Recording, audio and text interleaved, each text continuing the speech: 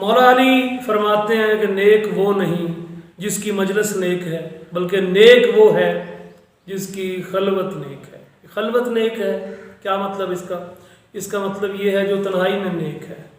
تنہائی میں نیک ہونے کا کیا مطلب ہے؟ مطلب یہ ہے جب وہ اکیلا ہوتا ہے، برائی کے اسباب بھی ہوتے ہیں، وہ برائی پر قادر بھی ہوتا ہے، لیکن اس وقت وہ برائی سے بچ جائے، باز آ جائے۔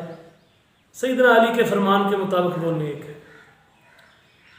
واقعی کہ یہ بہت مشکل امر ہے جب انسان کے پاس برائی کو روکنے کے ظاہری اسباب موجود نہ ہوں۔ مثلا مجلس میں انسان عام طور پر بہت سے گناہ نہیں کر سکتا، مجلس اس کو بڑے گناہوں سے بچاتی ہے۔ وہ عام طور پر وہ کام جو خلوت میں کر سکتا ہے وہ مجلس میں نہیں کر سکتا۔ دوستوں کی مجلس اسے بہت ساری برائیوں سے روکتی ہے، اور جب وہ گھر میں ہوتا ہے، کمپنی میں ہوتا ہے، تنہائی کے علاوہ جلوت میں ہوتا ہے، خلوت میں نہیں ہوتا، تو وہ بہت سارے گناہوں سے بچ سکتا ہے۔ لیکن حضرت علی کے فرمان کے مطابق، آپ کے مطابق کرائیٹیریا یہ ہے، آپ فرماتے ہیں نیک وہ ہے کہ جو اپنی تنہائی میں بھی نیک ہوتا ہے۔ یہ بڑا ایک اہم فلسفہ ہے۔ آج ہم اگر غور کریں تو ہم بہت سارے گناہ اپنی خلوت میں کرتے ہیں، اور یہ ہمارے اللہ تعالیٰ پر ایمان کے کمزور ہونے کی علامت ہوتی ہے۔ حالانکہ اللہ تعالیٰ کی شان یہ ہے کہ عالم الغیب والشہادہ، وہ ظاہر چیزوں کو بھی جانتا ہے، وہ چھپی ہوئی چیزوں کو بھی جانتا ہے۔ اور رب ایک ایسی ذات ہے کہ جس کے سامنے غیب اور شہادت بالکل برابر ہے۔ اب چونکہ دنیا اتنی ترقی کر رہی ہے، انسان کے پاس برائی کے وہ ذرائع موجود ہیں کہ جو عام طور پر آج سے 40-50 سال پہلے یا 100 سال پہلے موجود نہیں تھے، اور اس کا یہ نتیجہ نکل رہا ہے کہ بہت سے لوگ تنہائی پسند ہو رہے ہیں۔ حالانکہ تنہائی پسند ہونا کوئی بری بات نہیں، تنہائی ایک حد تک تو دین میں مطلوب بھی ہے، لیکن وہ تنہائی جو ایک تعمیری ہو، جس میں انسان کوئی تعمیری کام کر سکے، جس میں انسان اچھا سوچ سکے، جس میں انسان کو کم از کم اگر دینی نہیں تو دنیاوی فائدہ ہی حاصل ہو جائے۔ بہت سارے لوگوں نے مختصر سی زندگیوں میں اپنی تنہائیوں کو اچھے طریقے سے مینج کیا، انہوں نے نام کمایا، وہ کسی تعمیری ایکٹیویٹی کا حصہ بنے رہے، اور اس کا نتیجہ یہ نکلا کہ ان لوگوں کو اللہ تعالیٰ نے قبول عام نصیب فرمایا، اور آج کئی قومیں، کئی نسلیں ان کے اس فیضان کی وجہ سے آگے بڑھ رہی ہیں، اور قومیں اپنی ترقی کے لیے ان کی مرہون منت ہیں۔ تو اصل میں یہ تنہائیاں ہی تھیں جنہوں نے ان لوگوں کی زندگیوں میں ایک رنگ پیدا کر دیا۔ تو ہمارے آقا و مولا حضرت محمد مصطفیٰ صلی اللہ تعالیٰ علیہ وآلہ وسلم، آپ کو چونکہ اللہ سبحانہ و تعالیٰ نے قیامت تک کے لیے رحمت للعالمین بنا کے بھیجا تھا، اور آپ نے تربیت کا اور تعلیم کا کوئی گوشہ بھی تشنہ نہیں رہنے دیا۔ آپ نے اس بات پر بھی خاص توجہ دی کہ کوئی انسان تنہائی میں کس طرح کا رویہ اختیار کرے۔ اس بات پر بھی توجہ دی کہ بہت سارے نیک لوگ جو عام طور پر معاشرے میں، جلوت میں، کمپنیز میں بڑے نیک ہوتے ہیں، لیکن عام طور پر خلوت میں ان کی ساری نیکیاں برباد ہو جاتی ہیں۔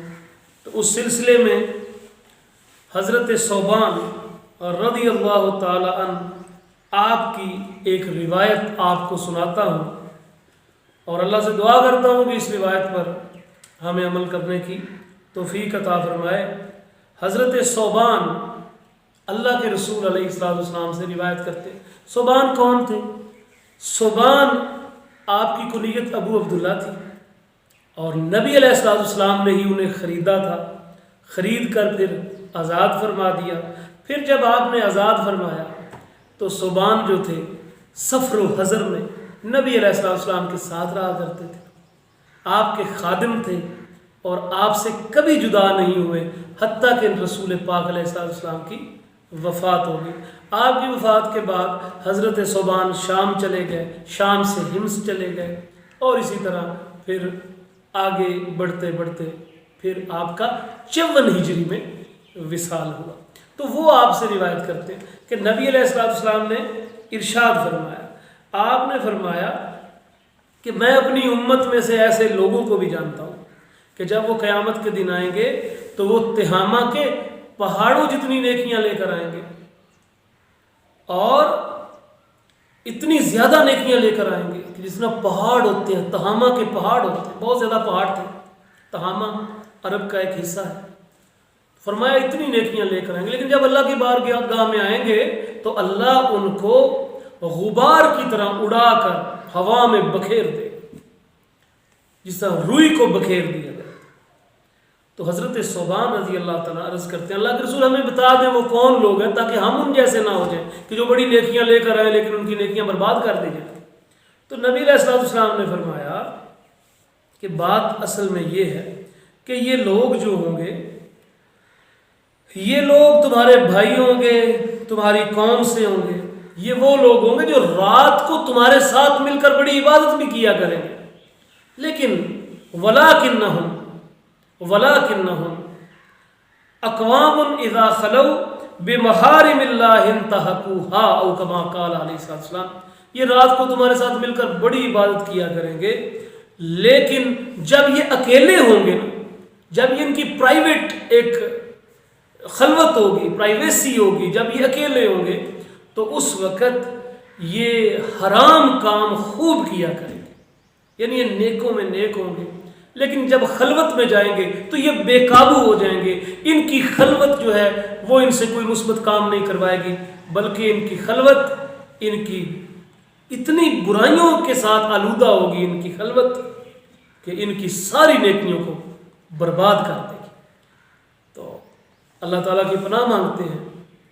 یہی وہ بات تھی کہ جس کو حضرت مولا علی نے فرمایا کہ نیک وہ ہے کہ جس کی مجلس نیک ہے۔